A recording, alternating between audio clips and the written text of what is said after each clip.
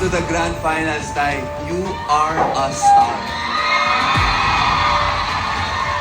Ito na lang po masasabi ko, Tay. PGT, Pilipinas Got Trumpo. Malinaw naman na sa simula pa lang talagang naghahanap na kami ng kakaiba at may pagmamalaking talentong Pilipino. With all due respect, napalagay ko nahanap na. What you showed us is really excellent entertainment. It's really God-given talent. It's really the new Filipino. We were looking for something totally unique in all the 7 years of PGT. And yours is number one. Tatay Cardo! Ayun, nagawa mo na naman! Handa ka na bang umikot sa buong mundo? Dala-dala ang talento nyo at ang kulturang Pilipino kasi kami handa na.